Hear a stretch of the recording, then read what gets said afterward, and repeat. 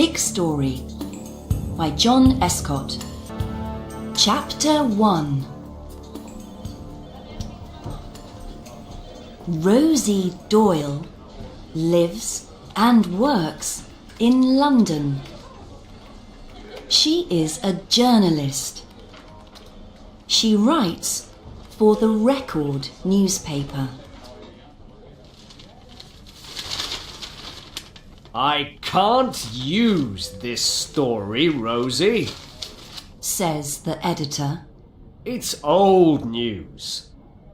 Bring me something new and exciting. Bring me a big story. He looks at her. You're tired, Rosie. Take the afternoon off. Go and see a film or something. A big story? That's not easy to find, Rosie thinks. But a film? Yes, that's a good idea. Rosie goes to the River Thames and waits for the river bus. It's a cold February afternoon. Rosie sits on the river bus and looks out at the city. But a man and a woman in front of her on the river bus are not interested in the city's buildings. They are Americans. They talk, and Rosie begins to listen. 50,000 euros, Ms. Yardley. The man says. I want 50,000 euros to get it. I don't know, Lizardo. Ms. Yardley begins. It's worth $500,000. Lizardo says. 50,000 is nothing. Rosie forgets about the film. It isn't important now. She listens carefully to the man and woman. Pierre Valmy's chateau is in the mountains. Lizardo says. The job isn't easy, and it's dangerous. All right. Miss Yardley says. 50,000. Bring it to Venice on Thursday afternoon. 2:00 at the Rialto Bridge. Rosie gets off the river bus.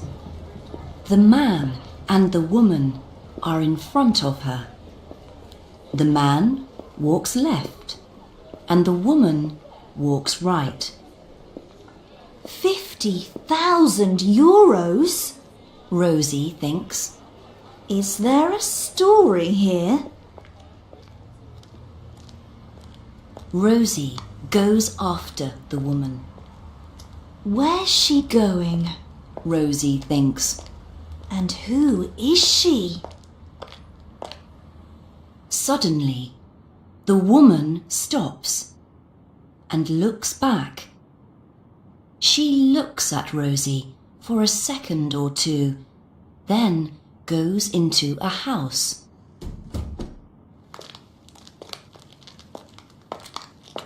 Rosie goes to the house. Julia Yardley, she reads. She's an art dealer. Art dealers buy and sell pictures. Perhaps the man on the river bus is going to buy a picture. But why is that dangerous? Perhaps he's going to steal a picture. Rosie thinks suddenly. But what can I do?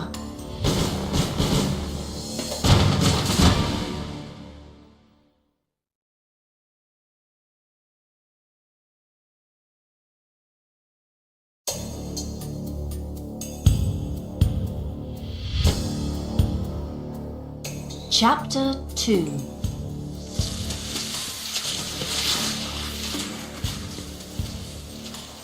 Two nights later, on a mountain in Switzerland, Roger Lizardo skis across the snow. It is after midnight. In front of him is a big chateau. Lizardo breaks the lock on some doors and goes into the chateau. Very quietly, he goes upstairs. He sees a door in front of him. That's Valmy's bedroom. Lizardo thinks. He goes into the room. Valmy is in bed, asleep. Get up, old man. Lizardo says. Who are you? Valmy asks. Valmy sees the gun in Lizardo's hand. Get the drawing, Valmy. Lizardo says. How do you know about... Valmy begins to ask. It doesn't matter. Lizardo says. Get it. Valmy gets a paper from the safe. A paper with a drawing on it. In a different room, a man gets out of bed. He is Hans, Pierre Valmy's servant. What's that noise? He says. Who's talking? Is it Monsieur Valmy? In Valmy's bedroom, Lizardo takes the paper from the old man. Then he ties him to a chair. He looks at the drawing and laughs. €1,000,000 for this little drawing? He says. You art collectors are crazy. Lizardo leaves the chateau with the drawing in his bag. Hans finds Monsieur Valmy. Go after him! Valmy shouts. Take the snowmobile! Yes, monsieur. Says Hans. And you call the police, monsieur. Hans quickly gets the snowmobile and goes after Lizardo. Lizardo skis down the mountain. Lizardo sees Hans on the snowmobile behind him. That snowmobile is fast. He says.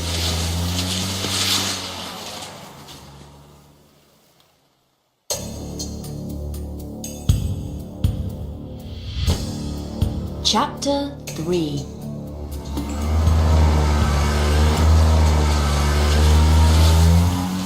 The snowmobile is getting nearer and nearer. What can I do? Lizardo thinks. Lizardo sees some trees in front of him. Wait, He thinks. I can get through there. Lizardo skis between the trees, but the snowmobile can't follow him.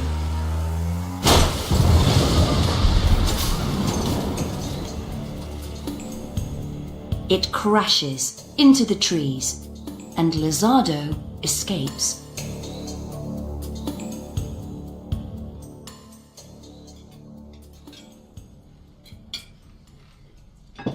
Rosie, is eating breakfast in her London home. She is watching the news on TV. The owner of the chateau is Pierre Valmy. The newsreader says. The Picasso drawing is worth €500,000, perhaps more. Valmy? I know that name. Rosie thinks. But where? Yes, from the man on the river bus. Pierre Valmy is talking on the TV now. The thief has the Picasso drawing, He says. but what can he do with it? I know. Rosie says excitedly. He can give it to Julia Yardley in Venice tomorrow at 2:00 and get €50,000. The thief is the man on the river bus. Do I go to the police? Rosie thinks. No. You go to the police after you get your big story, Rosie Doyle, She says. Perhaps you're wrong. Perhaps it's a different man. Go to Venice and see.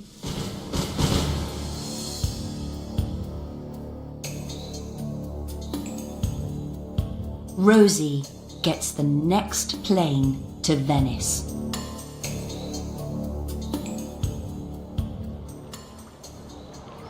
The next day, Rosie is on a gondola in Venice. She gets off the gondola at the Rialto Bridge. Nearly 2:00, She thinks. Where are they?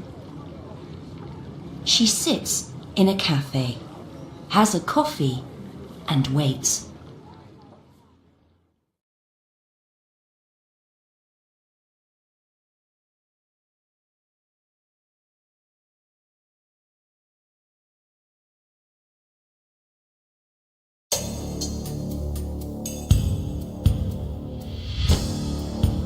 Chapter 4. Some minutes later, Julia Yardley arrives at the Rialto Bridge. There she is. Rosie thinks. But where's the man? Lizardo isn't far away. He's watching Rosie. Why is that woman watching Julia Yardley? He thinks. Does she know something? Rosie suddenly sees the man from the river bus. He's meeting Julia Yardley on the bridge. Lizardo gives Julia Yardley a package. Is that the Picasso drawing? Rosie thinks. First, Lizardo leaves the bridge.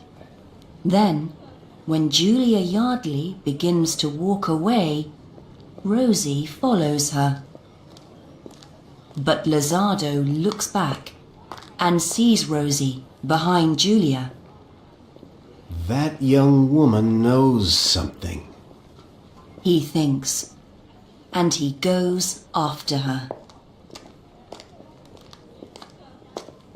Rosie follows Julia Yardley to a big hotel. Julia goes in, but Rosie waits in the street. Now I can phone the police, She says.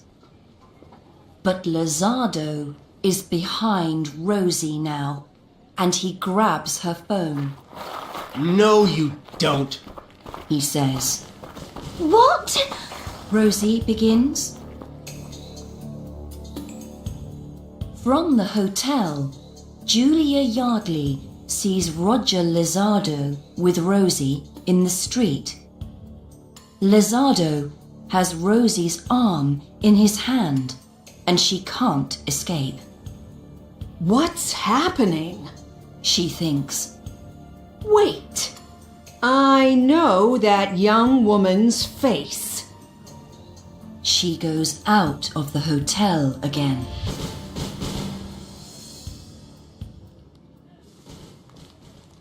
Now Julia is with Lizardo and Rosie. Lizardo pushes Rosie into a dark alley opposite the hotel. Julia follows them. Do I know you? Julia asks Rosie, and she looks into Rosie's face. Ah, yes. Now I remember. Outside my London office on Monday. Who are you? Ah! My arm! You're hurting me! Rosie cries. Okay. My name's Rosie Doyle. I'm a journalist. What do you know? Lizardo asks. Be careful. I don't want to hurt you, but I have a gun in my pocket. I know about the drawing. Rosie says. I know about Valmy. How do you know? Julia asks. Rosie tells them about the London river bus. What can we do with her? Julia asks Lizardo. Leave her with me. Lizardo says, and he smiles nastily.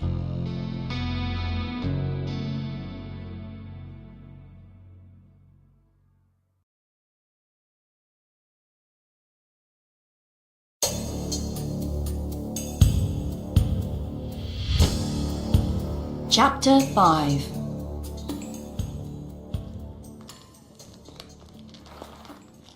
What are you going to do? Julia asks. She is frightened. Lizardo is a dangerous man. Don't ask questions. Lizardo tells her. Phone your collector. I want my money soon. Tomorrow. Julia tells him, and she goes into the hotel. Lizardo and Rosie wait in the alley. Lizardo watches one of the windows in the hotel. What are we waiting for? Rosie asks. For Yardley to phone somebody. Lizardo answers. 5 minutes later, Rosie sees Julia Yardley on a hotel balcony. Julia picks up a black book from the table and goes into her room. She's phoning. Now we go in. Lizardo says. And don't run away.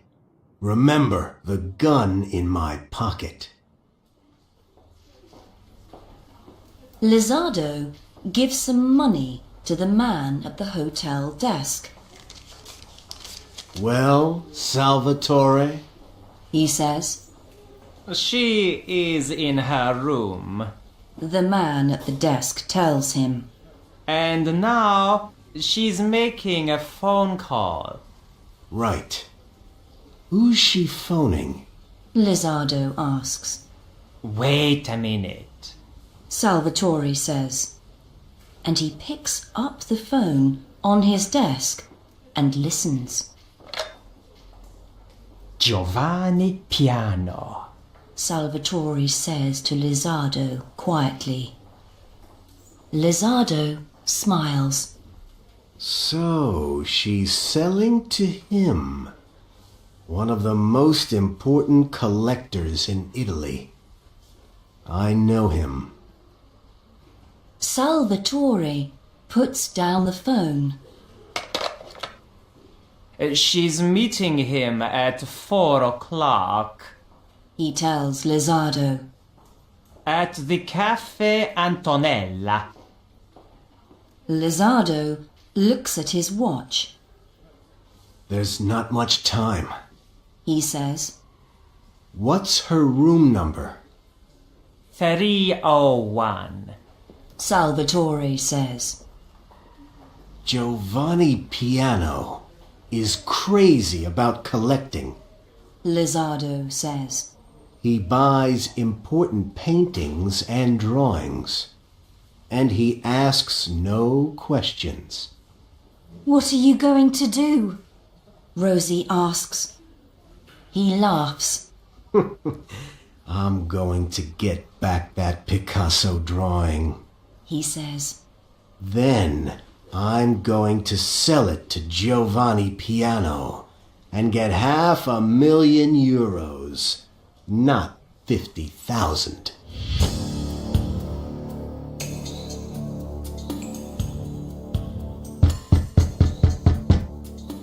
Lizardo knocks on the door of room 301. Julia opens the door and sees Lizardo's gun. What? What are you doing? She says. She is frightened. When they are in the room, Lizardo finds the drawing in Julia's case. He grabs it. Then he says, You two are going to stay here, quietly. to Rosie, he says, I'm going to come back for you later. He smiles nastily again. Tie her to the bed. Lizardo tells Rosie. Rosie looks at his gun and ties Julia to the bed. Then Lizardo ties Rosie to a chair. After 10 minutes, he is ready to leave with the drawing. See you later. He tells Rosie and Julia.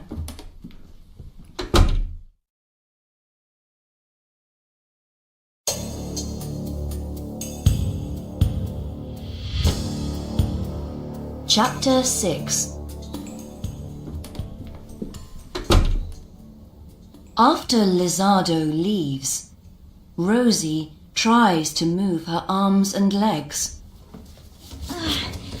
Perhaps I can get out onto the balcony.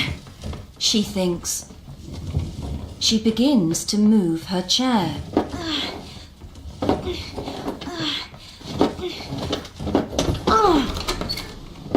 Rosie gets her chair out onto the balcony. There is a newspaper on the table on the balcony.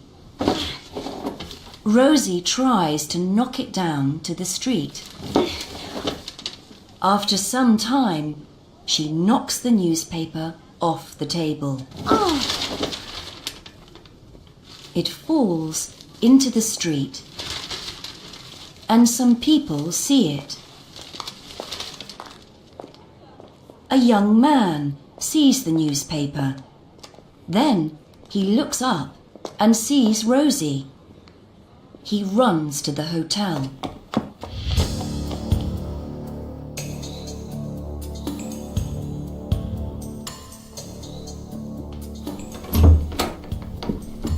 Some minutes later, the young man arrives at room 301 with the hotel manager. The young man unties Rosie, and the hotel manager unties Julia. My name is Bernardo. The young man tells Rosie. Are you okay? Yes, I'm okay.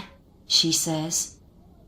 Then she tells the hotel manager, Phone the police. Tell them, go to the Cafe Antonella.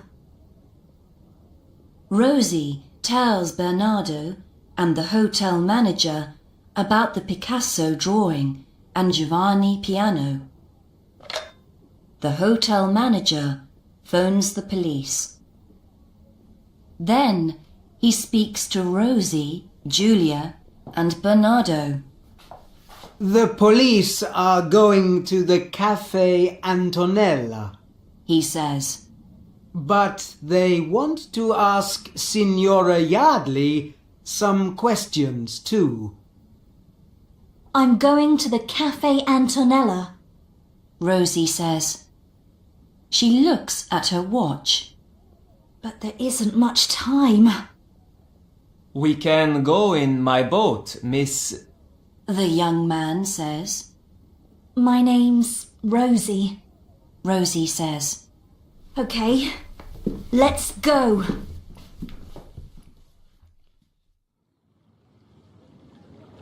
At the Cafe Antonella, Lizardo waits for Giovanni Piano.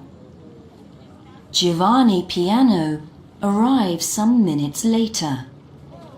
Who are you? He asks Lizardo. Where is Signora Yardley? Forget Signora Yardley. Lizardo tells him. Here's the drawing. It's beautiful. Piano says. I must have it. Suddenly, the two men see a police boat on the canal. Then Lizardo sees Rosie in Bernardo's boat. He gets up quickly. More police arrive in the street. Lizardo looks at them, then at the police boat. It's very near now. You! A policeman shouts at Lizardo. Stop! But Lizardo runs to Bernardo's boat. Lizardo gets onto Bernardo's boat. He knocks Bernardo into the canal.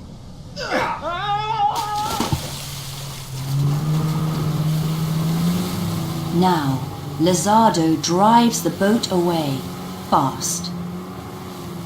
Lizardo tries to get away from the police. It is not easy with gondolas and more boats on the canal. Suddenly, there's a gondola in front of them. The boat turns quickly. And Rosie falls into the water. She swims to the gondola. Now, Rosie is in the water by the gondola. Bernardo's boat crashes into a bridge and starts to sink.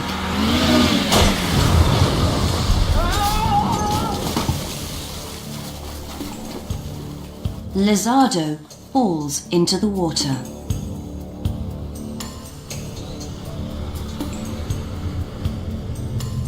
The police get Rosie out of the water first. Then they get Lizardo. Have you got the Picasso drawing? Rosie asks a policeman. Yes, thanks to you. He says. The police take Rosie back to the hotel. Bernardo is waiting for her. Well, I've got my big story. Rosie says. That's going to the editor of the Record tonight. Are you a journalist? Bernardo asks. Yes. Rosie says. Can you stay in Venice for a day or two more, Rosie? Bernardo asks. Rosie looks at him. He's nice. She thinks. And I can send my story to the editor from here by email. Yes, perhaps Yes, I can, she says, and she smiles.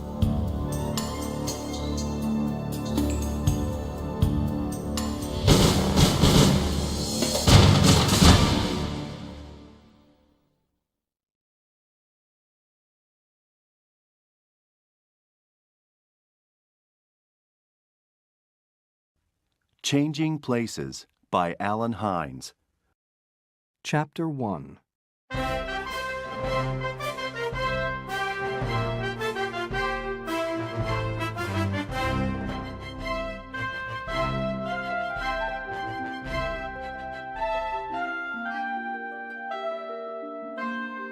This is Hal Tanner. Every morning, Hal gets up at 7 o'clock. He feeds Freddie, his dog. He eats his breakfast. Then, he gets on his bicycle and goes to work.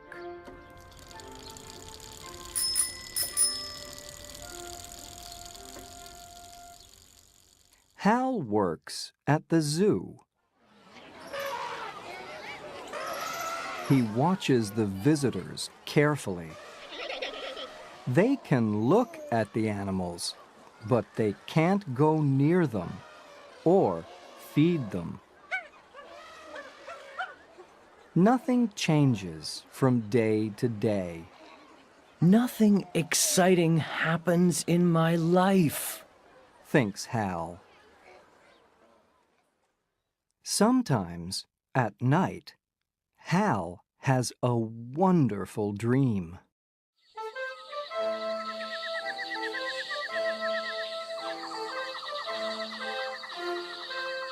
He is famous, and he has an exciting life.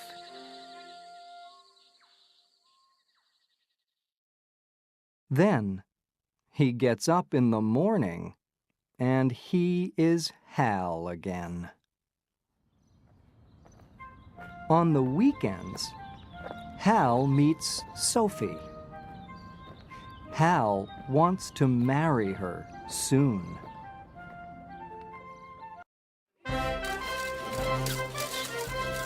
This is Tim Hawkins.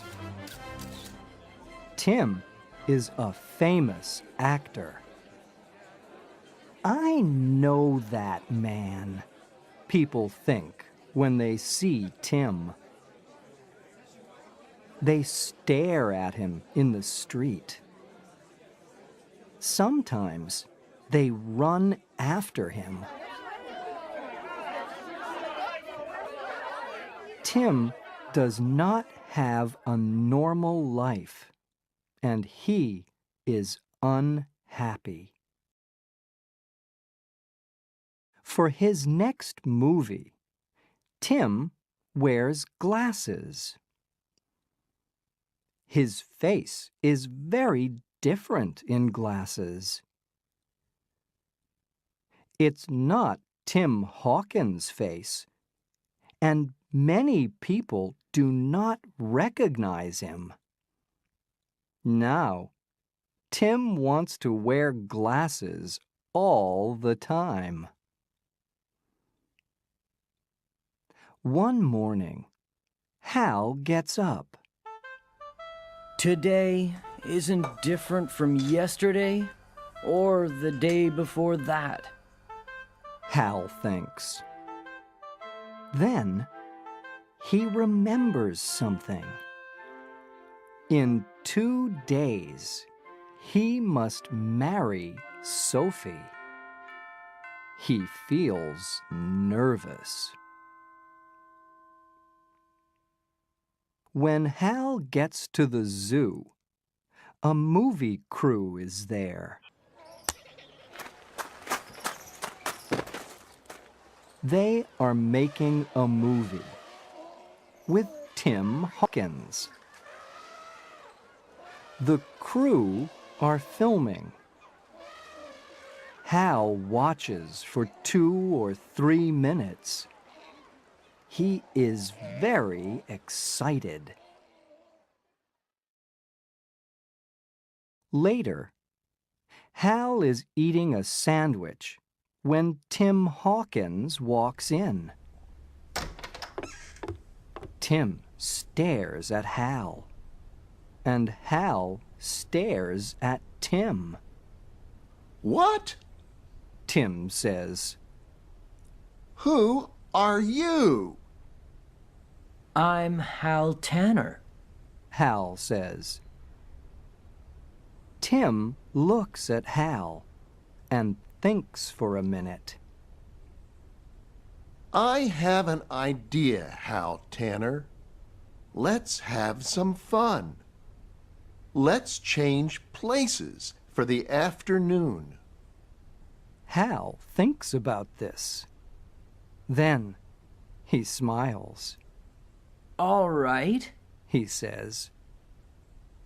He gives his clothes to Tim, and he takes Tim's clothes.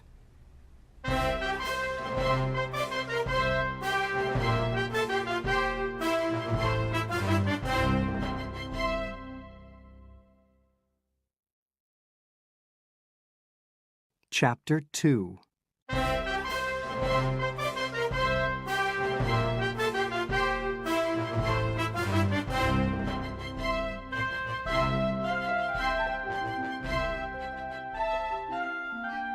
Hal brushes his hair up. Tim brushes his hair down. Suddenly, a zoo worker comes in. It's time to go to work, Hal. The worker says to Tim. This is easy. Tim says. Who is Hal and who is Tim? Nobody knows. our mothers can't say, I'm sure. Hal laughs. Everybody is looking at Hal now. At first, he feels nervous. Soon, he is having fun. The crew loves the scene. You're wonderful, they tell him. Tim is happy too. Good morning, Hal. The zoo workers call to him. Then, Hal's boss comes to speak to him. Tanner, you must go to the monkey house. He tells Tim. Can you work there for an hour, please? Tim Hawkins lives an exciting life, Hal thinks. Tim loves Hal's job because nobody recognizes him. This is a normal life, he thinks. And these monkeys are wonderful.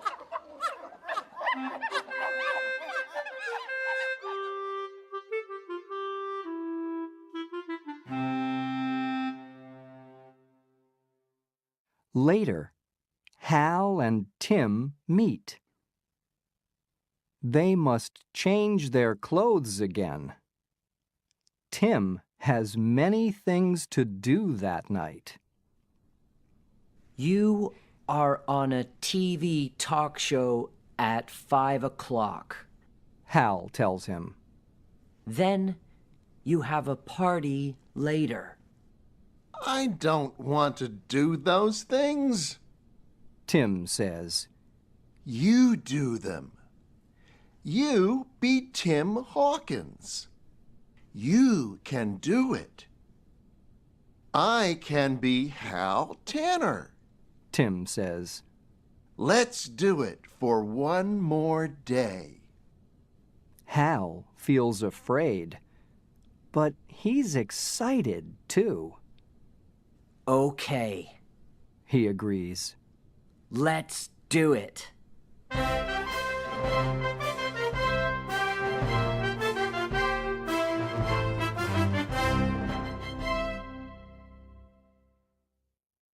Chapter 3.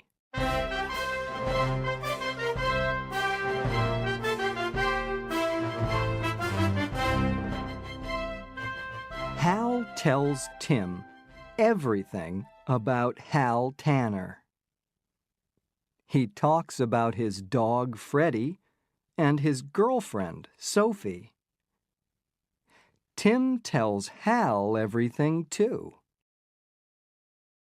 They agree to meet at an old building near Hal's house at 6 o'clock the next evening. Then they can change clothes again. For Tim, this is easy. He has many different roles in movies. Tim tricks some people, but he doesn't trick Freddie.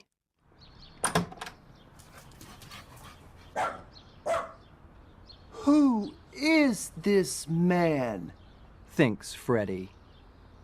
I don't recognize him. He's not Hal. Hal finds Tim's house. This is wonderful, he says. Hal meets Tim's girlfriend. She is beautiful, he thinks. He likes being a movie star. This is better than all his dreams. The next day, Hal's girlfriend comes to see Tim at the zoo. Sophie is a very nice girl, thinks Tim. He likes the idea of making a life with her. Being a movie actor helps Tim with Hal's job. Tim can climb very well because he makes a lot of action movies. There is an accident with the sky tram at the zoo, and Tim climbs up to help the people in it.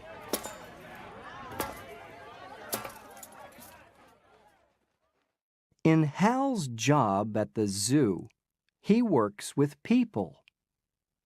He must be a first aid worker sometimes. Now, the film crew is filming an action scene in the desert. One of the crew has an accident, and she isn't breathing. I can help, says Hal, running to her. The people climb down from the sky tram. Tim helps them. I love climbing, he thinks. and I love helping people. The woman is breathing again. It's fun to be a movie star, thinks Hal. But it's wonderful to help people.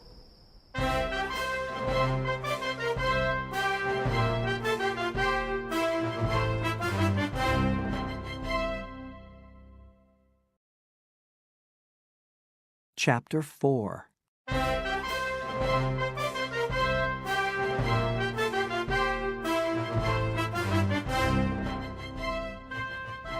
It is the evening before Hal's wedding.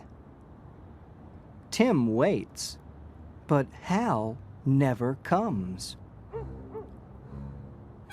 Tim waits for a long time.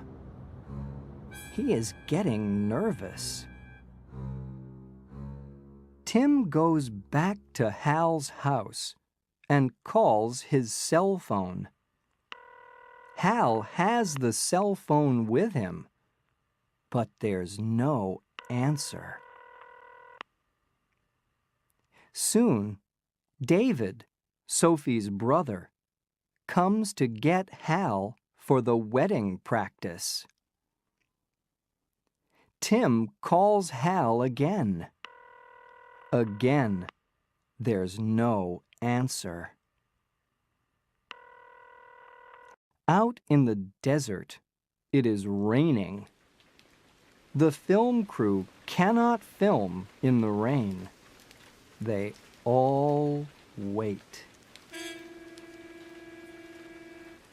I must leave, says Hal, but nobody is listening to him.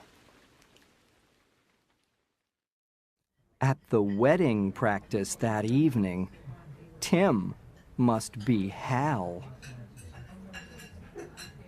Tim is nervous at the practice dinner.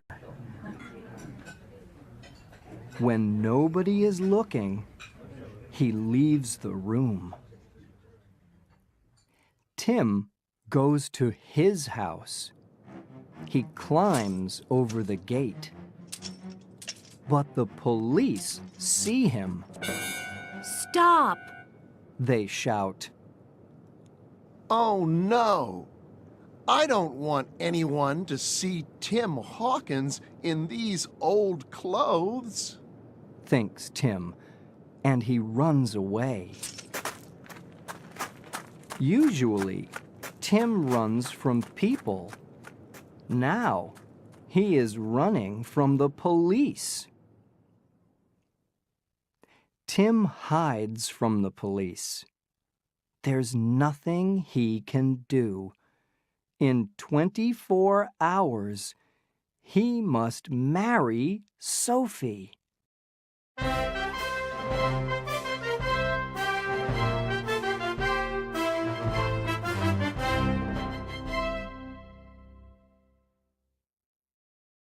Chapter 5.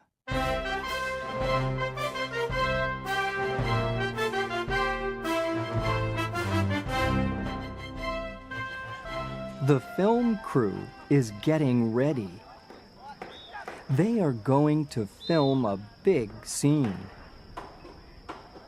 You don't understand, Hal says. I must leave. It's very important. When nobody is looking, Hal leaves. When the film crew runs after Hal, he hides. He wants to get back to Sophie. He must get back for his wedding. Hal looks at Tim's Jeep. I can drive home across the desert in that, thinks Hal. In the dark, Hal walks carefully across to Tim's Jeep. Nobody sees him. Hal gets in Tim's Jeep and drives away. He disappears into the night.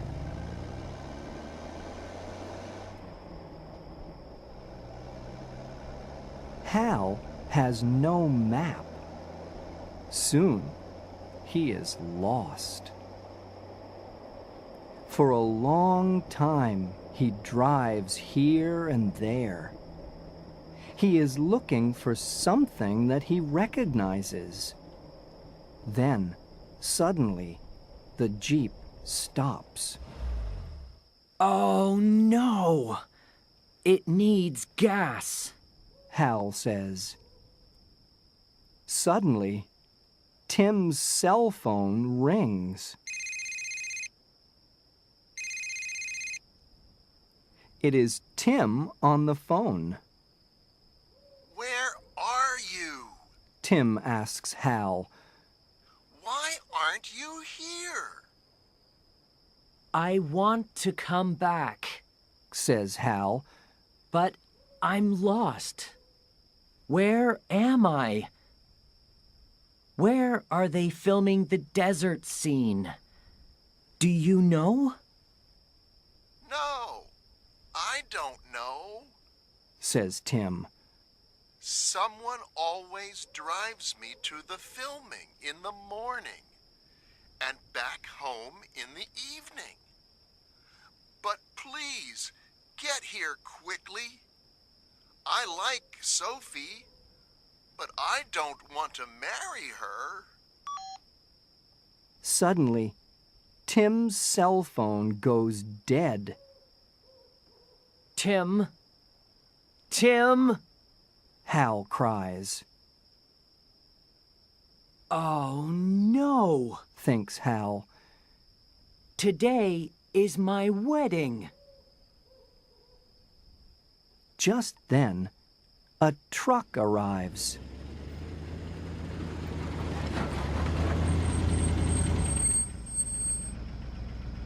There are farm workers in it.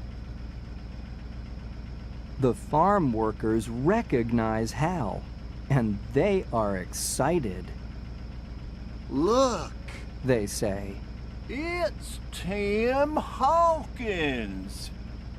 For a minute or two, Hal forgets all of his problems.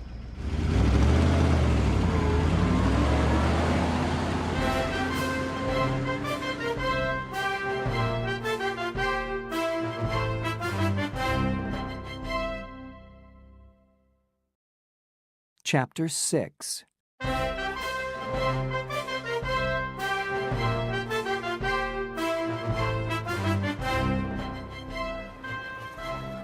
It is the day of Hal's wedding. The wedding guests arrive.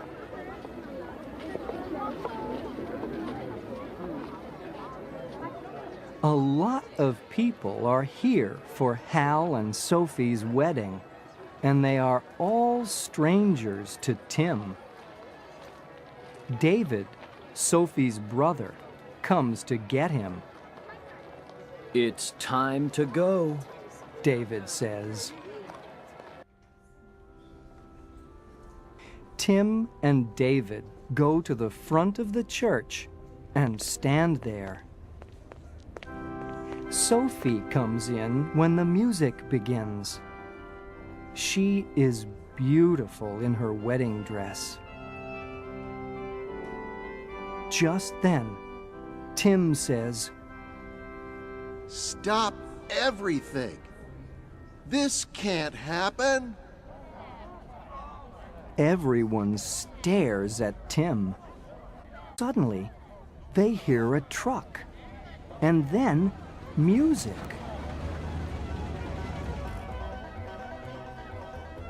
It's coming from outside. The doors open, and Hal comes in with his new friends. The farm workers are playing music. Sophie sees Hal.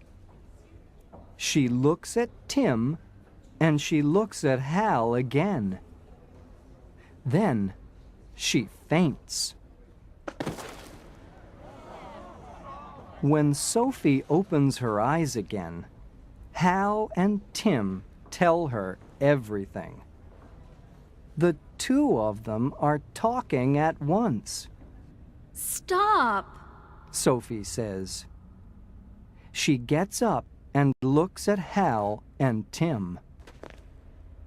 Which one of you is Hal Tanner? I'm Hal. Hal says. I'm sorry I'm late, but the desert is very, very big, and without a map, Stop! says Sophie, and she laughs. You're here now. That's the important thing. So, in the end, Sophie marries Hal, and Tim is a guest at the wedding. Later, at the party, everyone is very excited to see Tim Hawkins, the famous actor.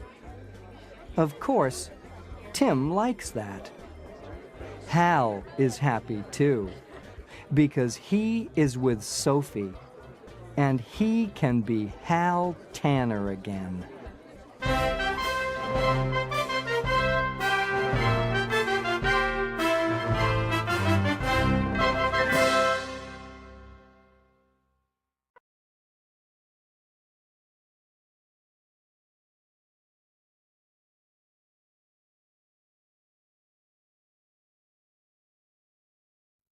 Blackbeard, retold by John Escott.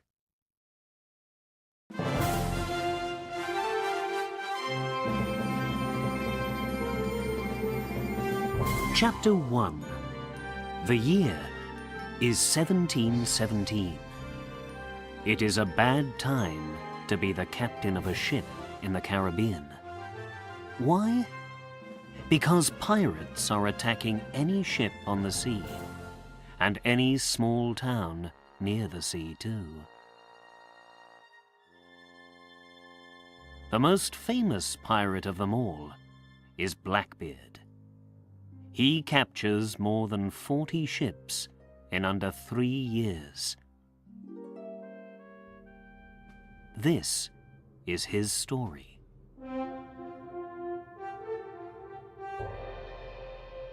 When Queen Anne's War finishes in 1713, English sailor Edward Teach has no work. Teach is 34 years old and comes from Bristol. He is only happy when he is at sea. Soon, Teach meets Benjamin Hornigold. Hornigold is the captain of the pirate ship, the Mary Ann. He is one of the nicer Caribbean pirates. There is a story about him. One day, Hornigold's crew go aboard a ship. Do they take money? No. They take the sailors' hats. Why? Because when Hornigold's crew drink a lot, they throw their hats into the sea. Edward Teach is soon the captain of one of Hornigold's smaller ships. He is a quick thinker and a good sailor, and he quickly learns to be a pirate. In early 1717, Teach and Hornigold attack and capture 6 more small ships. The Betty is one of them. One day, the lookout on the Mary Ann calls out, "Ship to starboard!"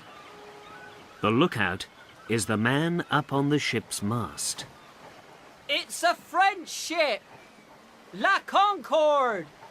He cries. La Concorde is a very big ship. Make the guns ready! Captain Hornigold calls to his crew. Hornigold's 3 ships attack the French ship with their guns.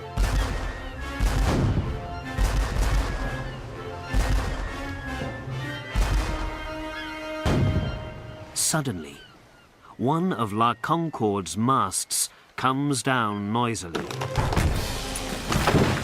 Some of the French crew die. Make ready to go aboard! Teach tells his men. Teach and his men go aboard the French ship, and the fight begins.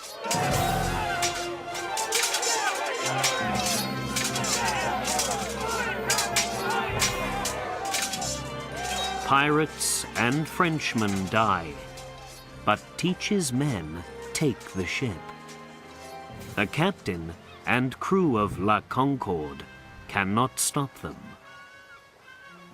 All the La Concorde crew feel very afraid. Their captain, Pierre Dosset, asks Teach, "Do you want to kill us?" No, I don't. Teach says. But tell me something. Where's all your gold? The captain does not answer. Speak, man, or you die. Teach says. He hits the French captain across the mouth. Never, says the captain. Do your worst. Teach walks across to a young French boy. You, boy, he says to him. What's your name? Louis Aossa. The boy answers. Where's the gold, boy? Teach asks. Take me to it. Louis takes Teach to the captain's cabin. The gold's here, sir, he says. Thank you, boy, Teach says, and he smiles.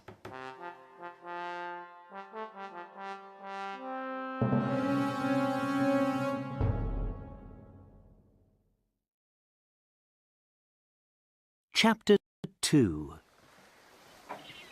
Your ship is my ship now. Teach tells the captain of La Concorde. But I don't like the French name. From today, it's the Queen Anne's Revenge. Where are you taking us? The French captain asks. To the island of Beccia. Teach tells him. You and your crew can go ashore there. But perhaps some of your men want to stay aboard and go with me. Teach is right. Some of the Frenchmen sail with him. Louis Aho is one of them. You can have my old ship. Teach tells the French captain. Some days later, Captain Hornigold comes aboard the Queen Anne's Revenge. You can have this ship now, Teach, Hornigold says. I'm going home to my wife. No more pirates' adventures for me. I'm tired of them. The Queen Anne's Revenge is the best pirate ship in the Caribbean. Teach tells his crew. Am I right? Aye! Blackbeard's men answer. She's the best of all the pirate ships. The best of ships for the Caribbean's most famous pirate. Teach thinks. For the next half year, Teach and his crew bring terror to ships all over the Caribbean. Soon, every ship's captain and every sailor knows about Teach. Because Teach has a long black beard, people give him a new name, Blackbeard the Pirate. He's the most frightening of all the pirates on the sea. Alexander Spotswood is the governor of Virginia. Every day, ship's captains come to him with frightening stories about Blackbeard the pirate. We must stop this man Blackbeard, Spotswood says angrily. That's easy to say, Lieutenant Robert Maynard of the Royal Navy tells him. but his ship, the Queen Anne's Revenge, is fast, and it has 40 guns. At the same time, Blackbeard and his men are all ashore. They are drinking happily in the pirate town of Port Royal in Jamaica. Do I want to stop being a pirate? Go ashore, take a wife, and live to be an old man? Thinks Blackbeard. He has 14 wives, or A woman in every town in the Caribbean, people say. But he cannot forget the easy money, the gold, and all of his exciting adventures at sea. And he cannot leave his pirate ship for a house ashore.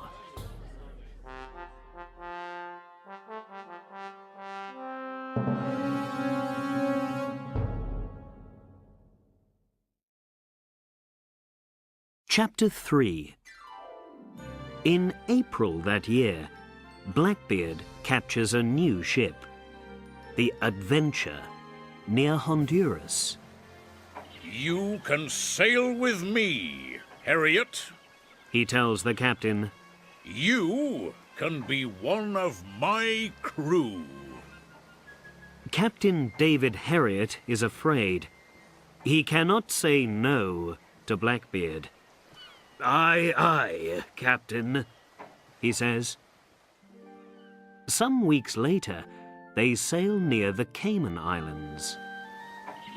Spanish ship to starboard, Captain! Calls the lookout of the Queen Anne's Revenge. To the guns, men! Blackbeard calls. And be ready to go aboard when I say.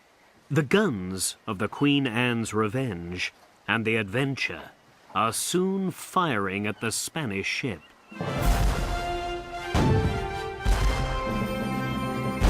To the boats! Blackbeard tells his men. The men put small boats into the sea and jump into them. When Blackbeard and his men go aboard the Spanish ship, the Spanish crew and their captain are ready and waiting.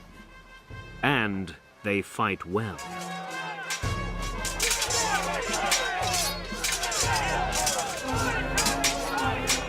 But Blackbeard has many men, and in the end, he captures the ship.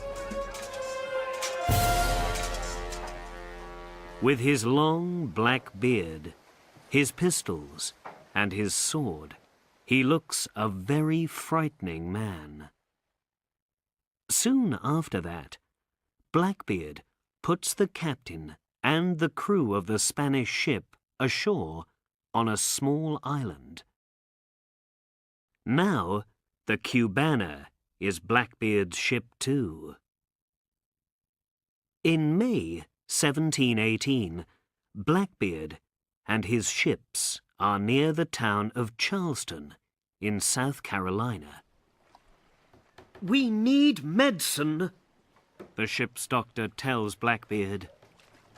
"Some of the crew have a fever, and there's no medicine for them on the ship." Then let's find some, Blackbeard says. "How?" the doctor asks. "We can't go into Charleston. We're pirates, and they can capture us and kill us there." Then the good people of Charleston can bring the medicine to us, Blackbeard says, and he laughs.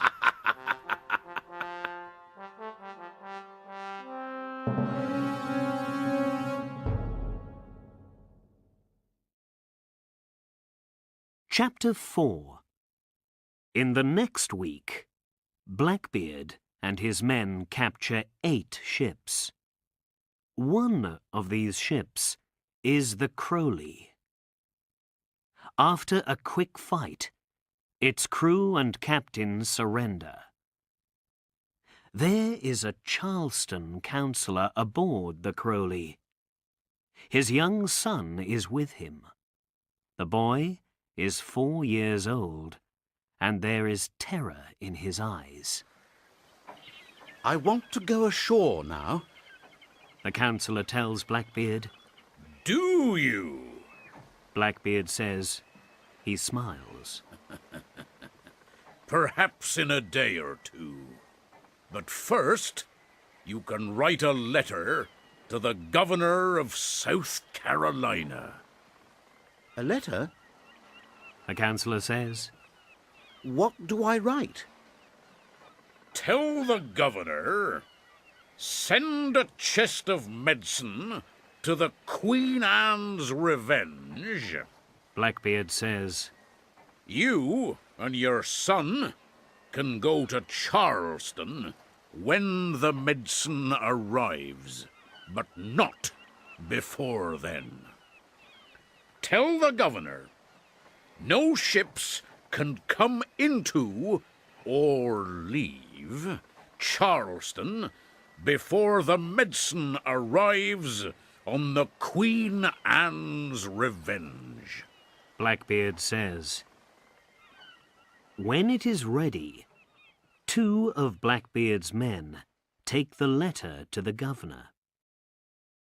For 3 days, Blackbeard waits for the medicine. The councillor is very afraid all this time. Blackbeard can easily kill my son and me, he thinks. Where's the medicine? Perhaps my friend the governor doesn't want to send it. The next day, the chest of medicine arrives. The councillor and his son go ashore. The Crowley's captain takes them in a small boat. He is very angry. Blackbeard, he calls up from the boat, your last days are near. Be ready to die. Blackbeard laughs at him.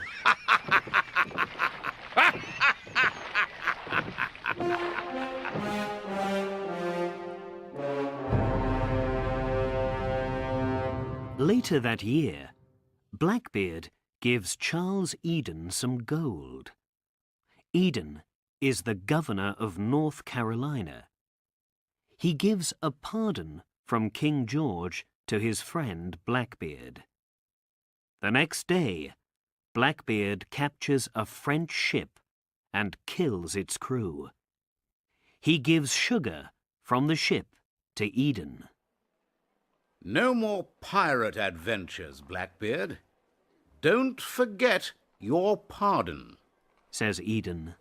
Oh, I'm not a pirate now, answers Blackbeard.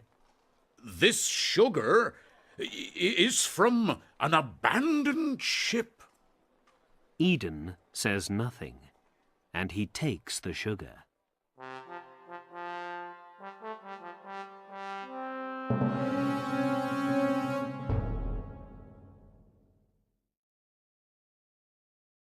Chapter 5. The Virginia governor, Alexander Spotswood, hears the news about Blackbeard's blockade of Charleston. He can't do this to us, Spotswood says angrily. Lieutenant Robert Maynard of the British Royal Navy is with the governor. How can we catch Blackbeard? Spotswood asks him. He isn't an easy man to find, Maynard says. We need help. We must wait for more ships from England. No, Spotswood says. We must do something now. Soon after that, Blackbeard sails to Old Topsail Inlet in North Carolina. By now, there are 300 pirates on his 3 ships. When they arrive, the Queen Anne's Revenge and one of the smaller ships, the Cubana, go aground. Only the Adventure is all right because she is far behind them. We must wait for the sea to come in tonight before we can move, Blackbeard tells his crew. Take some rum ashore in the small boats and wait there. So the pirates from the Queen Anne's Revenge and the Cubana make their boats ready to go ashore. When the boats are ashore, Blackbeard speaks quietly with some of the pirates. That evening, Blackbeard's men drink rum and sing. Most of them drink a lot, and they go to sleep early before it's dark. But some don't drink much, and they don't go to sleep. Come with me. Blackbeard says quietly to these men. We can go now. They take 3 of the small boats out to the adventure, and they take all of the treasure with them too. In the morning, the pirates ashore look for the adventure. Where's the ship? They ask. More importantly, where's Blackbeard? And most important of all, where's the treasure? Cries one man. With a smaller crew and only 1 ship now, Blackbeard can move faster than before. 1 ship isn't very easy to catch. Blackbeard tells his crew. Does the Royal Navy want to catch us, Captain? One of the pirates asks. Are the stories true? Aye, they're true. Blackbeard answers. The governor of Virginia wants us all dead. Blackbeard thinks. But can he kill me, the most famous pirate in the Caribbean? No.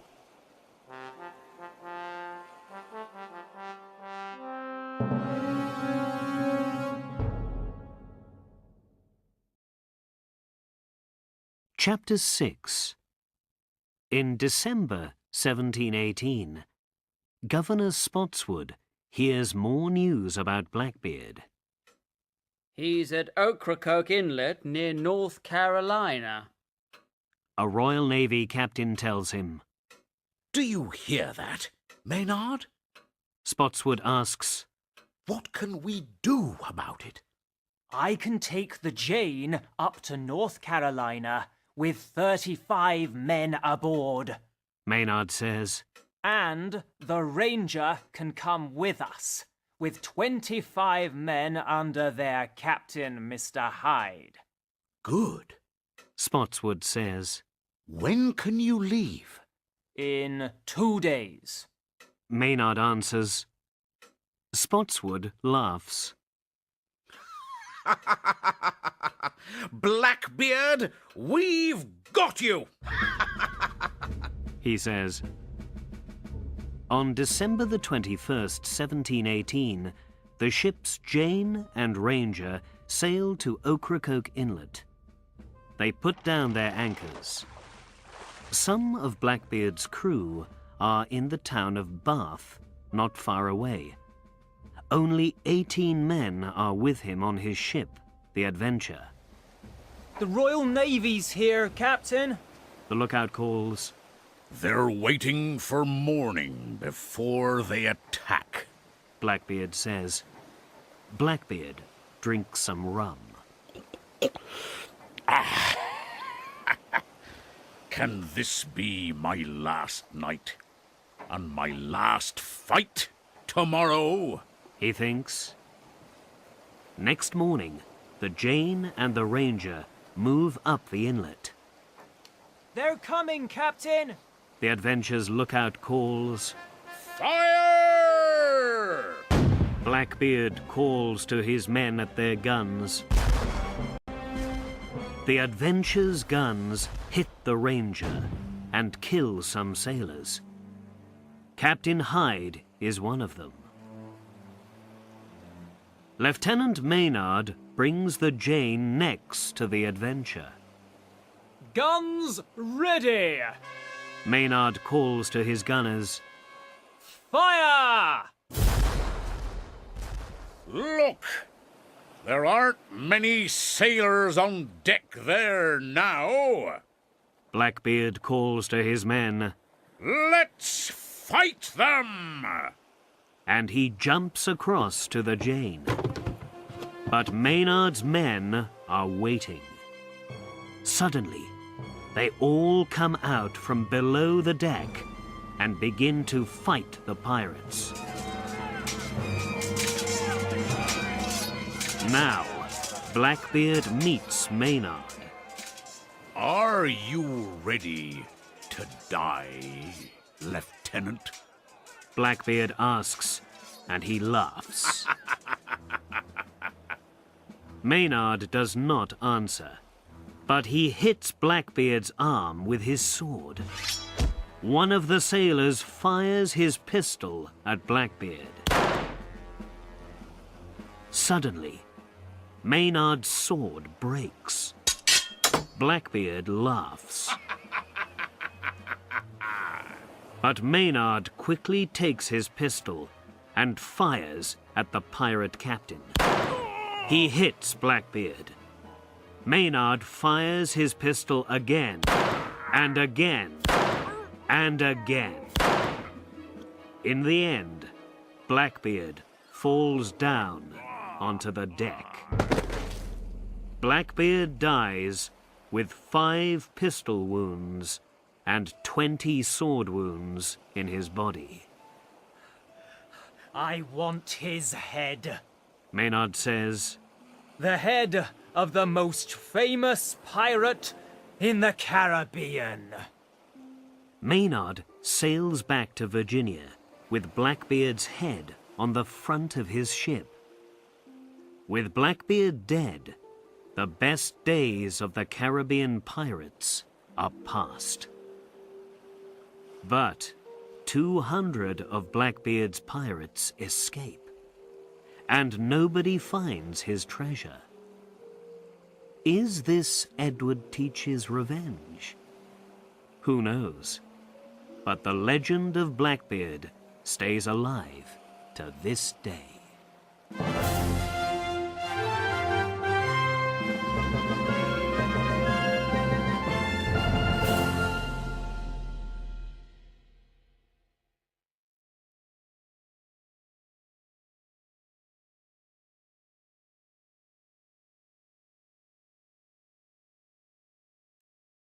William Tell.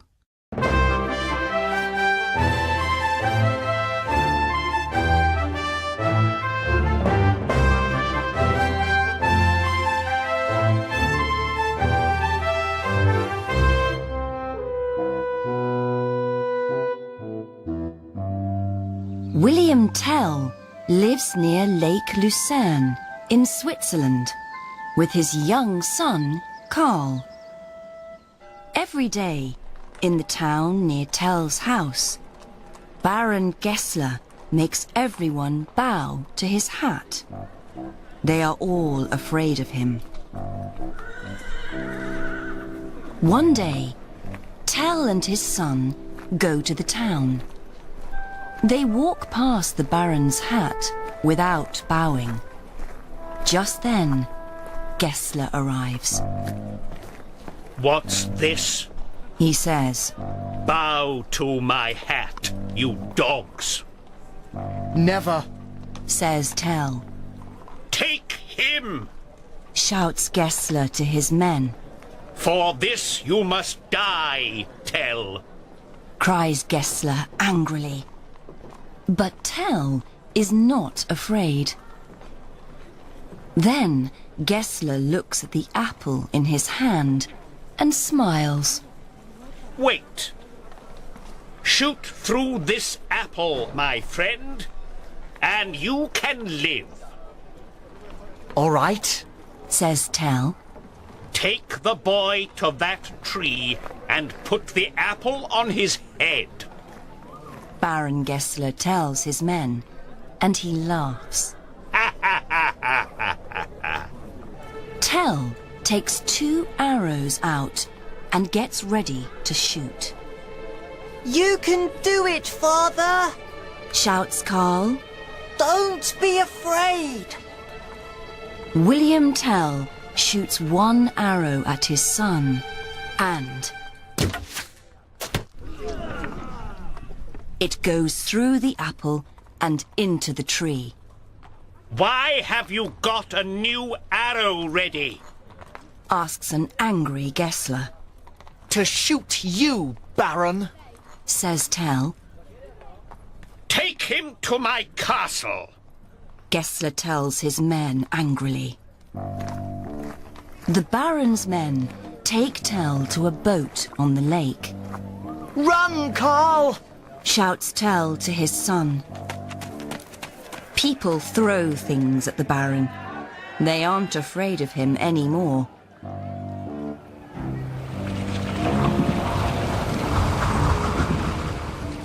When the boat is out on the lake, there's a bad storm. Let's get Tell to help us! Shout the Baron's men. He's good with boats! So Tell steers the boat, but soon there are rocks in front of them. What are you doing? Gessler shouts at him. Tell jumps from the boat before it hits the rocks. Suddenly, Gessler and his men are in the water. You're a dead man, William Tell! Shouts the Baron angrily. And every man, woman and child in the town must die with you too! Tell says nothing. He takes an arrow and shoots Gessler. The Baron falls into the lake and does not come up again.